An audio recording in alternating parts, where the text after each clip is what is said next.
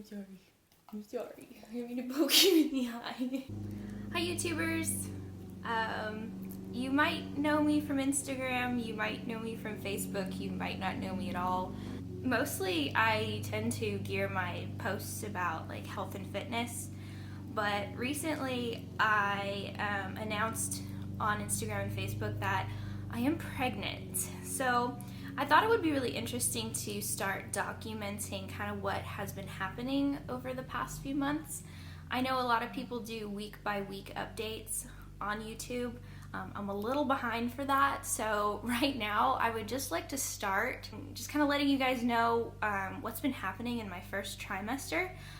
Currently I am in my second. I was fortunate enough to have my symptoms kind of disappear after a few weeks. Thank God. You guys might be hearing my fiance out in the front yard weed whacking. So if you hear weird sounds and if you hear whining at the door, I've locked my dog out of the guest room, which is where I am because the light's kind of good in here. So let's begin with the first trimester. I've got kind of notes that I wrote down last night about this. First and foremost, I experienced the worst fatigue I've ever experienced in my entire life. I literally was napping and sleeping more than I was awake. And I was trying to work my full-time job, and it was so difficult to keep my eyes open at work in front of the computer. I just wanted to go home and curl up and take a nap. For like 2 whole weeks, I was exhausted. No matter how much sleep I got, I was so tired. Nausea is another one that's really common in your first trimester.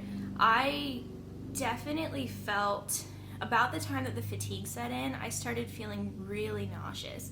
And the feeling was kind of like constantly being car sick. Like that feeling that you're gonna throw up, but you're not quite there yet. I experienced that all day. It wasn't just a morning sickness thing, it was constant nausea. And I think because of that, I ended up experiencing also food aversion. Like, not just aversions to particular foods, like literally food. Just the thought of food made me sick, no matter what it was, whether it was ice cream or cookies or like any of the good stuff that I would normally be like, yeah, sign me up.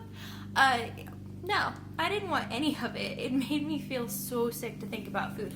I had the same attitudes toward food that I would have right now towards dirt. Like, none of it sounded appetizing. Nothing. I couldn't think of anything. So literally for about 2.5 weeks, maybe even a little longer, I got by with water and maybe some saltine crackers when I had to eat something, because it's so frustrating because you feel hungry. Your stomach is so hungry, but you just aren't hungry.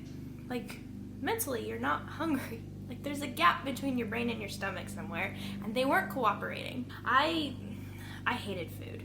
Hated food. I'm burping a lot right now, so I might give you guys a little too much information at a time, but holy cow, I feel like my stomach is a lot closer to my mouth now, so everything can come up easier. Oh, I think he stopped. I only threw up a couple times, mostly because of my gag reflex when I would try to brush my teeth more than anything. It would make me feel like I needed to vomit. My gag reflex was horrible. Any toothbrush, it was really bad. One other time was in a Chick-fil-A restaurant because I was experiencing my food aversion at the time, and just the smell of Chick-fil-A. I went in there with my brother and my fiance, and I couldn't take it, so I ended up running to the restroom. I didn't even order anything. I didn't have anything sitting in front of me, but the smell was awful. Acid reflux, every time I bent over, I felt like my stomach acid was coming up out of into my mouth. It was like an almost vomit, but not really. Really frustrated. I still do that. Now I don't feel nauseous or anything, but if I do bend over too quickly, I will feel like I'm gonna vomit in my mouth. Sometimes I do. Severe bloating was another issue. I think it was just from my body trying to cope with the lack of food. I did end up losing a couple pounds. Just a couple, though. I lost a lot of muscle, though, when I was going through my food aversion thing. lots of muscle. It's all gone. Round ligament pain started picking up probably around the 10th or 11th week, and that is where you feel like you're cramping. Like I would have round ligament pain almost constantly, but the worst would be when I would move too quickly. So I would go to twist, and literally it would stop your breathing. I was reaching for a remote control in the bed, probably around my 11th week, and I had to freeze because it just hurt so bad. But it feels like cramping. But it's your ligaments that are stretching and allowing your uterus to grow, and that obviously can cause some pain. A plus was my nails are growing. I'm a horrible nail biter. And I usually have to paint my nails to prevent me from messing with them. Like even in this video, you'll notice like I'm picking at my nails. I'm just shocked that they've grown this much, and they're healthy too. And I'm guessing that's from the prenatal that I was taking. My cuticles could use some work. My hair hasn't gotten thicker, but it has gotten noticeably coarser.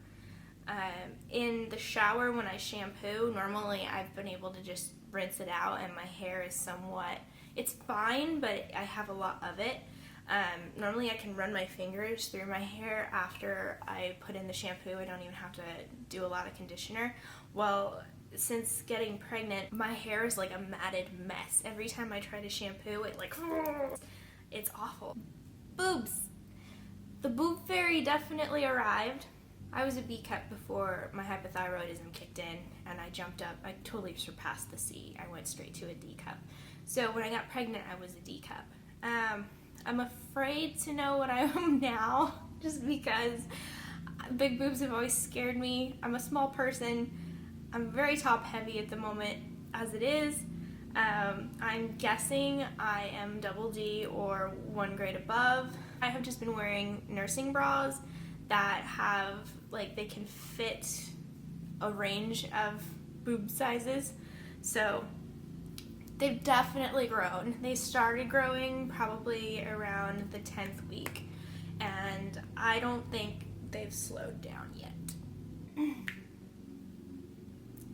They definitely have gotten sore. The entire boob area has been sore. The nipple has been really sore before. Currently, it just kind of dissipates and comes back. So currently I'm feeling a lot of nipple tenderness, but in the first trimester I experienced a range of those as well. One day I would wake up and my boobs were sore to the touch, and the next day they would be fine. But it would just kind of alternate like that, which was really weird. I think it was just from them growing and getting ready for kiddo. My dog, one thing that I had noticed, but actually before I knew I was pregnant, is we had come home from vacation, and normally she's a daddy's girl, and she is all over Chris, always. Well, when we came home, she was all over me. She wanted nothing to do with Chris. Like, she was extra cuddly. There would be days when I wouldn't be feeling well. She would just be right there with her little head on my stomach. And I kind of, it makes sense now looking back that she would have done that. So she was really cuddly. It was really sweet. And towards the end of the first trimester, like I said, my symptoms only lasted for a few weeks. I want to say the worst was between the 8th and 11th week. Around the 12th week, I like literally stopped feeling anything. Like the ligament pain was still there a little bit, but other than that, I had nothing to justify the idea that I was pregnant. I didn't feel pregnant anymore. I was still bloated, so I kind of looked pregnant, but I really felt like something was wrong. And I understand that a lot of people feel that way. When you feel symptoms, you feel like something's wrong. And when you don't feel symptoms, you feel like something's wrong. So either way, you're screwed. I went into the doctors finally at our 12-week ultrasound and got a reassurance from the OBGYN that, of course, little kiddo is just fine. Little squish is doing great. I cried because I really thought something was wrong because I didn't feel pregnant anymore. And it really messes with you. I have found quite a few people online that do feel that way. Once your symptoms stop, you stop thinking, you think something's wrong.